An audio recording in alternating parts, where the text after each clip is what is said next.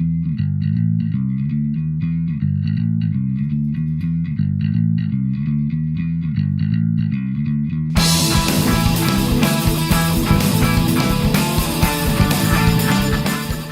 and welcome to hobby vlog number 88. I want to start this vlog slightly differently.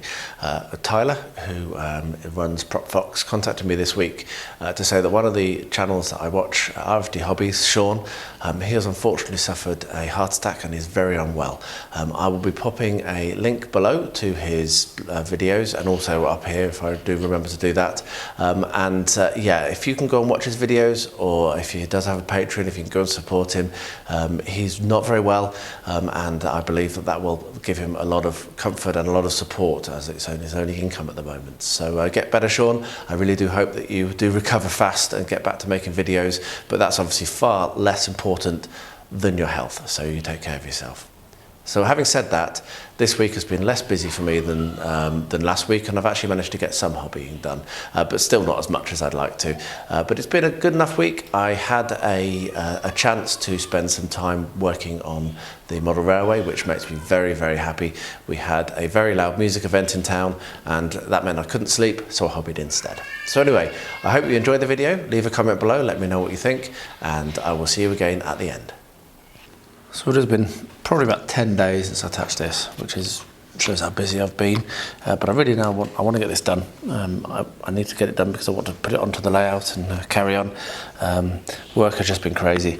So what I'm doing now is trying to remember what I was doing and trying to pick up where I left off. And where I left off was basically what it says to do is to take ridge board A and glue it just below the apex.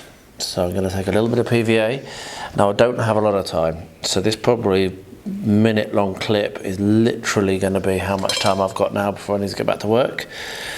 So we're going to glue that in there and then leave that to just use its own natural kind of springiness to hold it in place.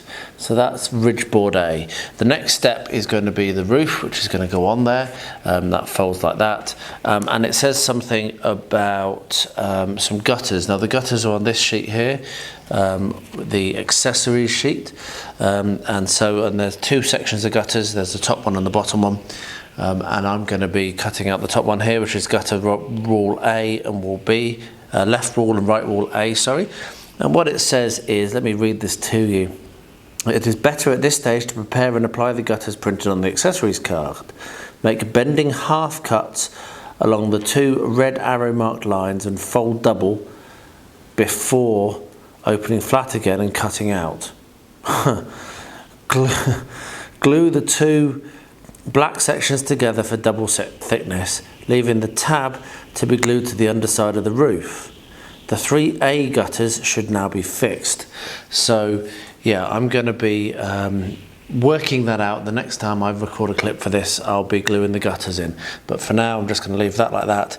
It's a little bit warped, but I'm pretty sure that when I actually get this onto the layout and I secure it down, which it will be secured down, then I think this will be perfectly long-lived enough, and it will look great. I'm really pleased with how it's coming out. But yeah, there is a little bit of warping because of how humid this country is being right now. But yeah, so ridge pole done. Now we're having a look at the gutters. So yeah, I couldn't leave alone. So what I've done is I've cut that out, and as well as the same time as cutting it out, I've scored along where it said to score along. And I think what it meant by it says do this fold before cutting, I think it means do this fold before you cut for the left and the right wall. I think because I'm not going to be able to do this while it's actually on the large sheet. So that's what I'm going to do now. Probably not going to film much more of this. Just fold along where I've cut, where I've done the score so that it's a easier fold. It's not very easy, but easier. And then what I'll do once that's done, I'll open it out again, as you can see, and then cut here and cut here, and then we'll come back and I'll glue and clamp the black to itself like this, which then means that we'll have our gutters ready for when I come to do the roof. So yeah, that's probably where I'm going to stop now. I've got to get back to my desk now, but a tiny bit of progress, and that's how you get through big jobs, is just by doing a little bit at a time. So yeah, let's get that cut and glued now, and I'll bring you back shortly. Right then, let's do a little bit more on this. I'm going to do the gutters, which is the next thing to do. And what you do is you glue them underneath the edge of the roof, I believe. And I'm using super glue because I'm fed up with this taking so long, having left it for too long basically with busyness. So I'm just going to glue these on with super glue, which is going to go off much quicker. I mean, I can get a crack on. But also potentially stick to myself more. So what I'm going to do is I'm going to glue on the guttering to the edge of the roof here, as you can see. Let me just shift that around a bit, that's better. And then I've got the other two, left and right, as you can see here, and they're going to be glued on, funnily enough, on the left and on the right. And then when they're glued, I'm going to be able to glue this onto the actual roof, onto the top of the building. And then I'm going to make a start on building 2, on room B, because it'd be really nice this evening if I could get this finished, or close to finished. So using super glue and a bit of impatience, I'm going to do it. The other thing I've realised is that my door has come loose, so I'm going to need to fix that, and I'm going to use sellotape to do that. That's because Rosie has been having great fun picking this up and playing with it, and just put her finger through it, which is what happens, and it doesn't matter because it's easy to fix. So I'm going to do that as well. So I'll get these glued on in the same way as I did that one, and then I'll fix the door, and then when I'm ready to, I'll bring you back for gluing the roof on, and then we'll have a look at building B, room B.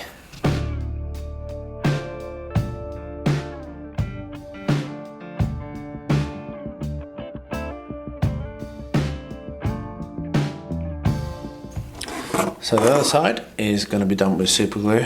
Sorry, I didn't record the first side very well, but basically run the bead down, run the bead across, come on, and then run the bead down, and then press that in place, and then I'll bring you back when I get to the next step, which I think is going to be the ridge tiles, but I'm going to need to hold this in place for a little while. So room B, I've just noticed I've not removed all of the waste, but I've just been removing the waste, and what I'm now going to do is glaze the windows and add the barge boards, and they are exactly the same as for room A, so I'm not going to film that. So we're going to take these, going to cut along the lines, going to use the sellotape to hold that in place. So I'll do that now, and also put the barge boards on wherever that's going to go on this one, I presume, over the 1921. And then when I've done that, I'll bring you back because we're going to do the floor and we're going to crack on with this. I'm flying here now, I'm really enjoying this. Okay, so that's done. So the next thing is I've taken B floor 1 and I've removed the flat roof, which is this section here. And what I'm now going to do is I'm going to glue it in place at this end. And what you can see is that the shape is such that these tabs fold in underneath each of these like so. So I'm going to do that. I'll get some super glue, glue that in place, hold it down, and then I'll bring you back when I come to the next bit, which will be very quickly because I'm using super glue. So next up is B side door, which wants to be glued in here. So what I'm going to do is I'm going to glue that with super glue, but I'm also going to come along with the tape and cover that over as well, just to make sure it's absolutely doubly secure. So I'll get that done, and then the next step will be floor 2, I think. So yeah, the slot formed at the top of the door will receive the side door canopy later. So there we are, hopefully I'm doing that right, not sure. I might have a quick read and make sure I'm not making a mistake. No, there was no mistake, there is supposed to be a gap above the door. So the next thing is to take B floor 2 and stick that in this little area here, which is a bit interesting because there's not actually a tab underneath this one, unless I've cut it out wrong, but it doesn't seem to be a tab on the picture either. So yeah, so that's the next thing to do, is to glue this floor in here, and then yeah, so I'll do that, get that done, and then I'll bring you back for the next step, which potentially will be something like this, I think, but I'm not sure. Yeah, I think so. Anyway, yeah, so we'll glue that in place and I'll bring you back for the next step. Okay, so the step which I didn't film is putting this little green carpet in the entrance, which is a bit pointless because, yeah, I'm not going to have the door open. And the next thing to do is, it says, is to take the entrance upper former and set it just below the top edges of the walls. So that means put it there. So that's going to be more super glue and a little bit of delicacy, and then when that's done, it says to bend the wall round to meet and glue the joint, as I thought. So this is what we're going to do. We're going to bend that round. So I'll get those two things done, and then I'll bring you back for the next step in very short while. I'm flying through this. Next up, we're going to put the flat roof on, which is going to overhang apparently just slightly over the doorway. And because I wasn't perfect with the subroof assembly, that's not quite spot on. It won't be quite as good as it should be. But yeah, so that's going to just basically sit in kind of like that, overhanging a little bit over the roof there. So there we are. So yeah, that's that. So the next thing is, it says take the entrance canopy and its bracket, assemble as shown and glue it in place. So I'll get that done and I'll show you what it looks like. Okay, so the entrance canopy and bracket looks like that, with it kind of bent up and with the bracket behind it. And I think, and it is getting a little bit kind of like guesswork this, I think that it sits in there. It is not 100% or entirely clear at all from the instructions as that's where that sits. At its roof, after the two rooms have been joined together, it says. So I'm presuming that it goes there because that is between the two rooms. So we're just going to put the super glue there and glue that in place. And then I'll read more on. So there is a lot of words in these instructions, and it could be explained far easier with a few pictures, I think, than just the words that they use. But hey, it's getting there. I think I'm doing okay. Let's have a look and see what the next thing is. Next step is, probably not, but I'm doing the roof. I'm not putting gutters on this now. I might do some plastic hard ones because the gutters on the first part are rubbish. I don't like them. So what we do is we're going to glue this in place. Once again, getting too much super glue coming out, but that's fine. The thing to remember is that this will be being weathered as well. So now I'll get that done. I'm not going to film anymore. And I will bring you back when I get to the next step, whatever that is. Yay. Getting there. Not far off on this now. Very, very excitingly, I am now about to glue everything together. So we're going to stick some glue on this bit here. Just here, and then down each side of this aperture, as it calls it, and then just shove the two things together. So I'll get that done, and then I will show what it looks like. But yeah, pretty cool. I think we're close. I'll show what it looks like when it's glued. So for my TCU build for the months of July and August, the theme is to reproduce or create a scene from a book. Now, probably everyone thought I'd do something from Lord of the Rings or Hobbit, which obviously is very, very tempting because I love Lord of the Rings and Hobbit. But actually, and I'm not just doing this to be awkward and ornery and difficult and different, the theme and the idea that came immediately to my mind was the one that you'll maybe recognise here. I would really be interested actually if anyone does recognise it from just this scene. So if you do recognise it, please comment below now before watching on. And this is an honesty thing. And yeah, and I'll be very interested to see who recognises it. So I'll give you a second. Right, everyone commented? Good. So it's the Lion, the Witch and the Wardrobe. We have the lamppost, we have a sled, and we have currently a witch riding a broomstick, but I'm going to be able to clip that off and she will sit very nicely in said sled. And we've got Mr. Tumnus, the tiny little fawn, to zoom right in if you'd rather see that. And this evening I'm going to be printing out two figures, one for Edmund and one for Lucy, because those are the only two that are going to be in this. And my concept is to kind of it's not really a scene from the book as such. It's kind of just the difference between Lucy's experience of Narnia and Edmund's experience of Narnia. So the idea was that I'd have the lamppost pretty much dead central, and then on one side I'd have the Wicked Witch over here, and Edmund will be overstood by her, and on the other side I'd have Mr. Tumnus, and I would have Lucy over there. So we will have lots of snow effects, which is why I really like to do it as well, because I bought a huge thing of snow for when I was doing my collaboration with Travis from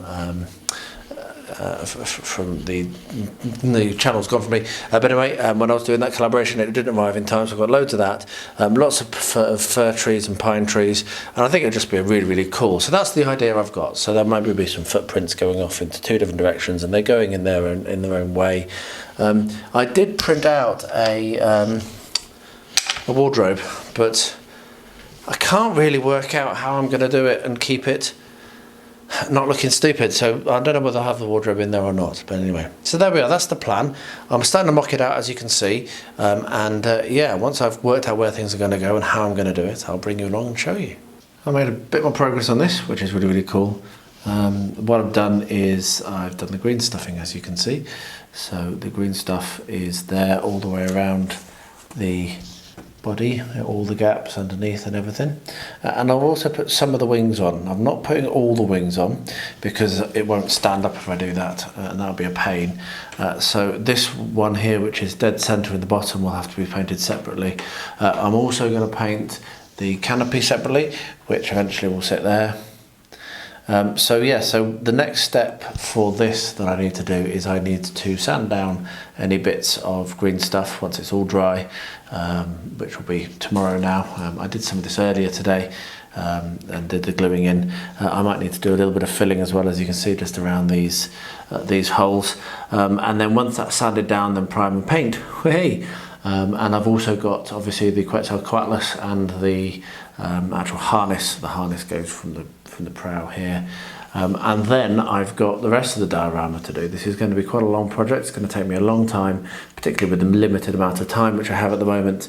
I want to populate this. I want to put some figures on. I'm not entirely sure which ones I'm going to use yet. Have some ideas, but yeah, I'm going to work that out slowly. But what I do know is that from the same Kickstarter there were some pterodactyls which had some like primitive types riding them.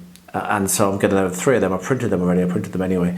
So I'm going to have those, and the plan is that they will be coming in and kind of trying to attack this, which is maybe a trade ship or something like that, or a merchant. And so there'll be a rich merchant or that sort of thing will be on this, with maybe some guards. And then there'll be 3 pterodactyls coming in attempting to capture it like pirates. So pretty cool. So yeah, really pleased that I managed to get a little bit of time with this. I'm very limited in my hobby time, so just to get a little bit of green stuffing every now and then and to get it finished is really cool. And I think it's going to look great when it's done. So let that dry and then sand it. I'll bring you back for the painting stage, probably show you how it's going, and then show you when it's finished. It's not going to be very interesting. I'll just paint it wood. So yeah, so we'll get that done, and then the main fun will be on the diorama. So a little bit of progress made on painting up the miniatures for the SciFi Diorama, and I printed out another awesome model, though I don't know if I'm actually going to use it. It's a bit odd, and I'll explain why. So what I've been doing is I've been painting up the natives. That's what these 2 are, and there might be another model as well, which I might put in there, I'm not sure. And then we've got the squad, which is over here, these 4 models. And what I printed out was this mecha.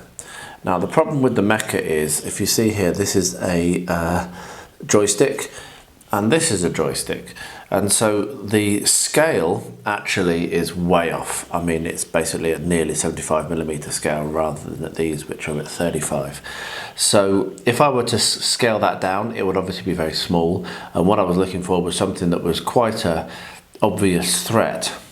So I don't know whether I might just convert it a little bit and still use it, because it's a really cool model. I really like how it looks. It's got quite a sharky kind of like a aggressive look to it, which is what I was hoping for. But obviously it's just not the right scale. I might be able to do something with this and some green stuff or some milliput or something, I'm not sure. So anyway, that's going to be thought through, and I will obviously bring you along for that. I'm doing painting these miniatures up in my 20-minute sessions now during the week, so fingers crossed this week I'll get them totally done. It's such a really productive way of working. But yeah, that's where I'm at with this diorama. Once I've finished painting the miniatures, then I'll be able to start actually assembling the diorama, which is probably what I'm most excited about, and I'll bring you along for more of that, because that's going to be more interesting than watching me paint. So with the school basically assembled, this is now really starting to come together. I've decided to hold off. There is more to do on the school. There's like a front wall and what have you. But I've decided to hold off on that until I've done the rest of this little area, and I'm starting to do the scenery, because then I can really bed it in. So that's enough for now. There's also a fair amount more weathering to do on it, and I need to sort out the ends of the roofs and what have you. It's a little bit rubbish at the moment. So what that means is the next thing that I'm going to be doing is this, which is the plastic church, which is a little bit more of a comfort zone for me because it's plastic. I'm more used to that. So I need to make the village church, and then the station. Now the station is a collaboration, which I've already mentioned, and both myself and Quinn are just so crazily busy, we've not been able to organise it. So that will happen at some point, but I'm not sure when. But there's loads and loads and loads yet to still get done on this, and there's even things still to do over at the farm end. But there's a quick summary of where we're at. We've got the pub, we've now got the school. Next up we'll do the church, then I'm going to have to look for like a shop and some of those smaller buildings. And then what I'll probably do is start to scenic this area moving forwards, because I think the station will be the last thing to do. So yeah, pretty cool to see that school. Really happy with the progress there. Very pleased to have it done. I think it looks good, and I probably will pick up some more of those super quick kits. That went together quite nicely. Had a couple of deliveries this week. One of them was a little bit of a surprise, I'd completely forgotten. The Boglins, which I received a little while ago, I had another package, and it had a t-shirt, which I've not got here, and also these 3 pins, which are really, really cool. It's a funky little thing. Totally hadn't remembered that I was going to get those, so that was really nice. I'm not sure what I'm going to do with the pins. Probably just keep them safely and put them with the actual Boglins. But that's a pretty cool touch, and the t-shirt will go into regular use. The other thing that arrived is this, which is Crash Octopus. Now this is a Japanese game, as you can see from the Japanese and the Itten name, and it's a flicking game, another really lightweight game. Wasn't very expensive on Kickstarter, but I bought it because I figured it would be a lot of fun. And Rosie has already been very impressed by the fact that it's got an octopus, which she identified, and ships, and anchors, and flags and trees. She's been loving looking at the pictures. I've not yet opened it, as you can see, still shrink wrapped. So what I'm going to do is I'm going to get my trusty hobby knife. We're going to have a quick look at this together just to see what it is. Not really an unboxing, just have a look at the components. But yeah, and this does have a solo mode, but I've bought it so that myself and Angela's got something very lightweight to play with, similar to Airflix, but even more lightweight. And as Rosie gets older, she will probably enjoy this as well, I reckon, but not for a couple of years.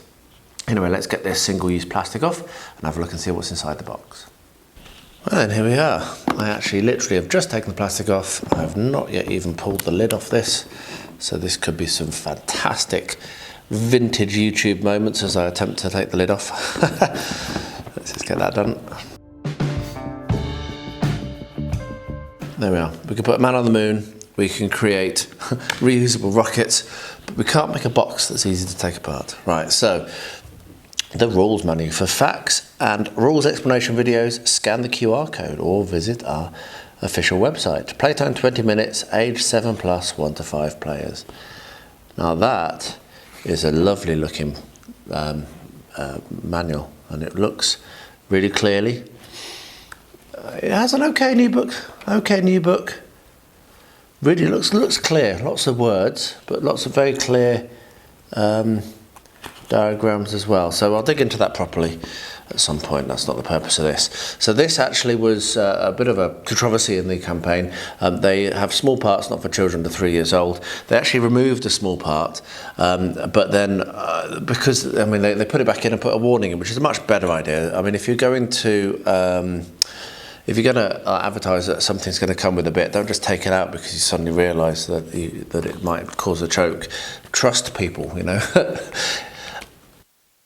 Next, we have a friction seat. Before playing, attach the stickers on the ship's surfaces shown in the illustration. The loaded treasure will not slip on the ship surface. Okay. We have some beads. Oh, this is awesome. Look at these. We have a little dice, have a crab. I think that's probably what you're attempting to avoid, to be honest. We have some anchors. Here are the ships. These are beautifully made, aren't they? I'm going to get one out.